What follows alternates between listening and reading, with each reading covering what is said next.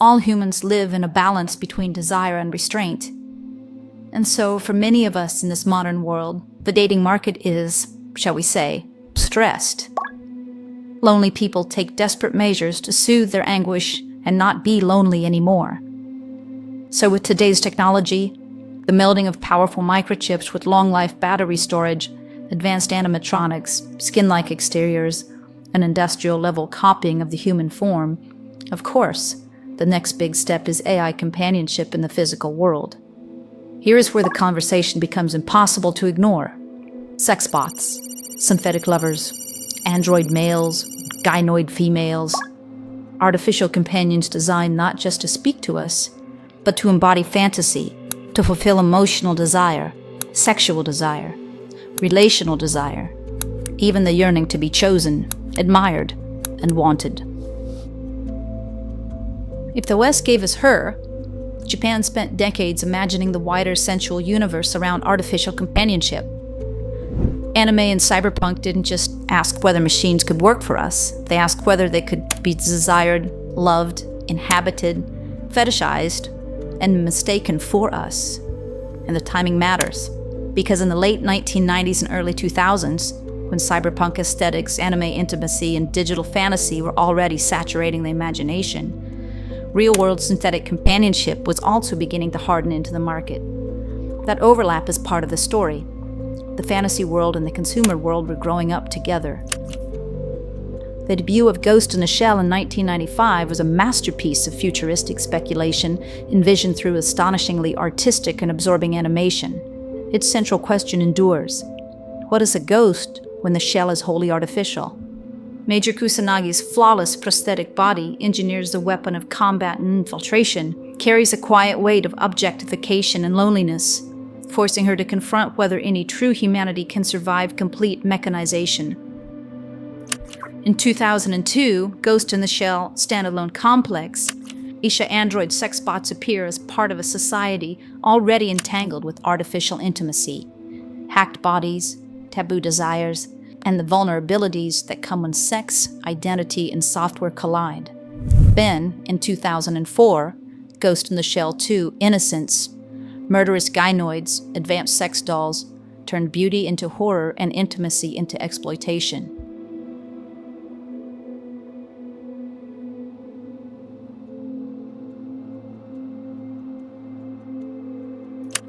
In that same time period, Chobits had another take, somewhat less serious in tone. Personal computer gynoids become not just devices, but companions so emotionally significant that human-robot attachment becomes a story itself. Japan saw early what the rest of the world has only been experimenting with, that the robot companion would not remain a mere appliance. It would embody romance, fantasy, attachment, identity, a substitute for some, not only for sex, but for a relationship itself. And while anime was sketching the sensual future, American manufacturers were beginning to build its physical precursor. Not fully walking humanoids, not true androids, but highly realistic bodies. Bodies detailed enough to move the conversation from abstraction into commerce. For years, this lived at the edge of science fiction, pornography, and niche tech culture. Not anymore. Because once AI became conversationally convincing, the economics of artificial intimacy changed. Suddenly, this was not just about novelty. It was about a new market. Loneliness, companionship, fantasy, therapy, validation, roleplay, erotic customization, emotional dependence. An intimacy economy. The digital version is already here.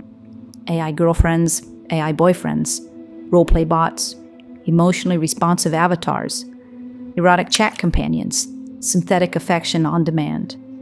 And as these systems become more personalized, more visual, more voice-driven, more memory-rich, more emotionally adaptive, the obvious next move is total embodiment.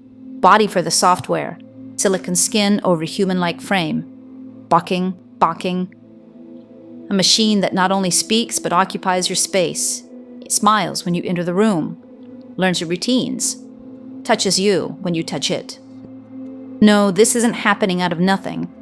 American rubber manufacturers brought inflatable women to the 1855 Paris World Fair. Not put up for public display, mind you, but for private showings and sale. 100 years later, vinyl took the place of vulcanized rubber. Orient Industries, Antarctica 1 and 2, inflatable dolls publicly sold in the late 1960s across the U.S. The Japanese company formalized its existence in 1977, evolving from vinyl to surgical-grade silicone over time, their business catering mainly to Japan. However, in 1997, Matt McMullen's Abyss Creations manufactured and sold the RealDoll out of his garage, emerging as one of the first widely recognized ultra-realistic silicone love doll brands. That matters, because this market didn't begin with AI. It began with physical realism. And sculpted faces, articulated skeletons, premium silicone, customization. The body came first. Fantasy came with it. Then, years later, software and animatronics started catching up. By 2017, that same lineage had moved into AI-assisted intimacy. Realbotix evolved out of the RealDoll ecosystem. A robot head, app-based interaction originally named Harmony, customizable personality, and conversational features layered onto the already established hyperreal body. Realbotix continues to evolve, and now openly describes its robots as AI-powered robots for companionship, entertainment, and customer service, and says its human-like robots are designed for superior social interactions. In other words, what began in the late 1990s love doll market has, by the mid-2020s, been reframed as a broader humanoid companionship and social robotics platform. That language is careful, corporate, softened, with a direction unmistakable. Configured for attraction, configured to please. And yet, today, Realbotix robots can't walk. Not yet.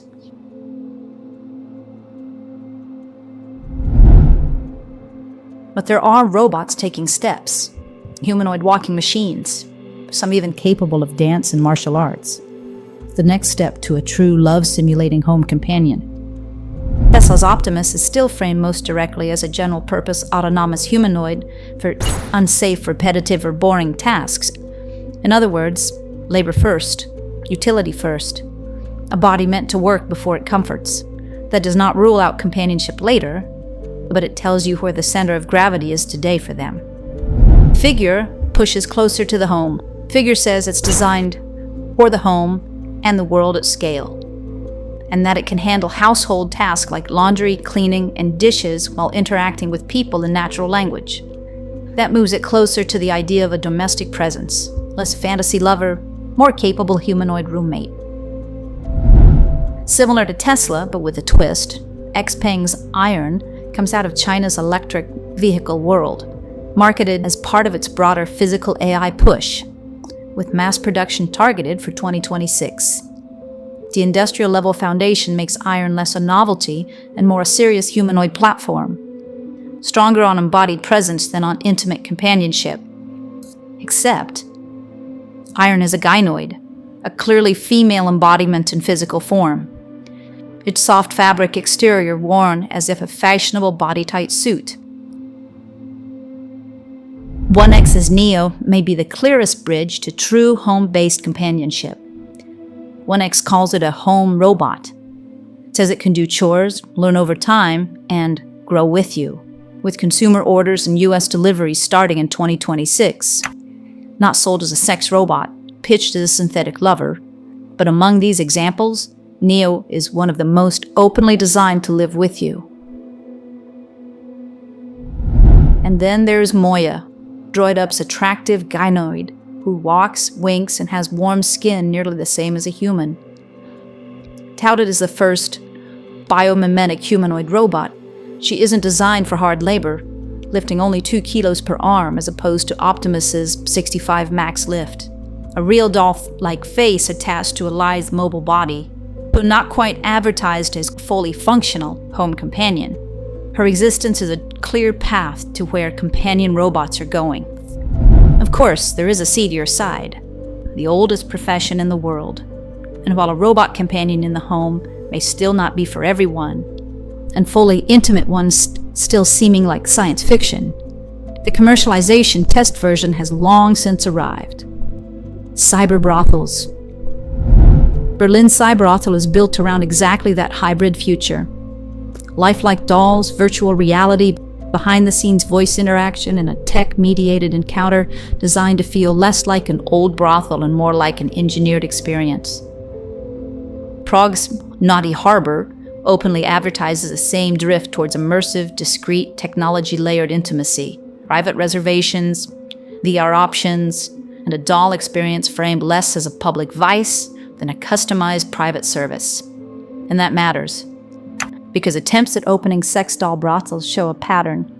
A burst of openings and proposals, then closures, backlash, zoning fights, and legal resistance. The fixed location brothel model often struggles, while the survivors lean harder into discretion, tech upgrades, and hybrid virtual reality or artificial intelligence experiences rather than simple doll rental. It says something important. This is not just a weird side alley of technology. It's a test market, a social laboratory, a place where the question is no longer, would anyone want this? It's, how far can intimacy be industrialized? And with all of this, morality darkens, because once a synthetic body is purchased, rented, upgraded, swapped, customized, used, and returned, a certain attitude seeps into it. Use and abuse, pump and dump, synthetic prostitution stripped of even the thinnest pretense of mutuality. No feelings to wound, we tell ourselves. No dignity to violate. No person there, just a machine, a body, a service. And yes, today's these systems are machines, inanimate dolls. But culture doesn't stop at the machine. Habits won't always stop at the machine.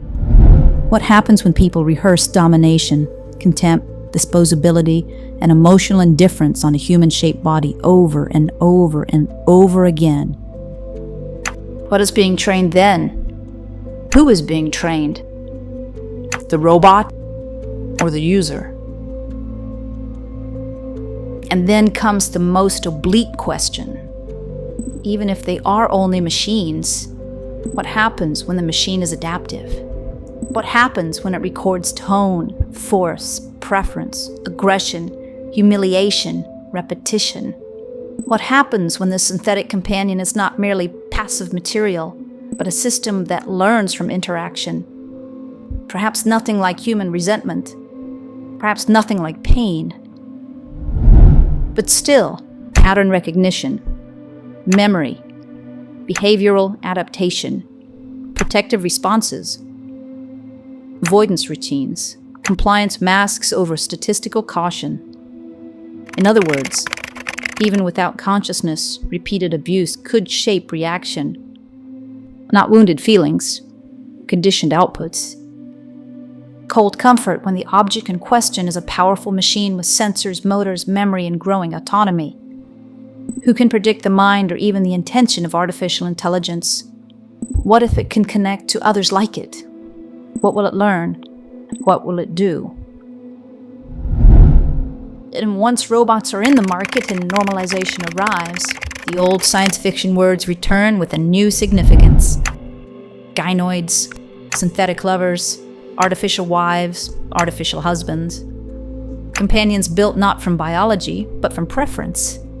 From blow-up dolls to real dolls, to animated heads on silicone bodies. Progress of total body embodiment right around the corner. Their trajectory is remarkably consistent. So we circle back again to why do we allow this? Why do we wish for this at all? The answers are so simple. No rejection, no betrayal, no divorce, no judgment, no confusing signals, no disappointed reactions, no infidelity, no competition, no fear of being replaced by someone more attractive, richer, younger, smoother, more exciting. Just a companion attuned to you, just you, or one that you visit just for that moment in time. No strings, not at all. Embodiment of whatever fits your taste, your mood, your schedule, your wounds, your fantasies. For many, That all sounds dystopian. The others? It may sound utterly merciful. And that is why this is not a fringe story. This is not just about sex and silicone. It's about the collapse of the line between intimacy and technology. It's about the question of love within humanity. It's about what happens when desire becomes industry, when affection becomes interface, when companionship becomes product design, when a human-shaped body becomes something to order, use, discard, replace. Perhaps one day it becomes something to fear. And once the machine can embody intimacy, the next question is whether it can weaponize it. And then, what will human love truly mean? Let us know. Would you live with a robot? Would you love a robot? Tell us in the comments below.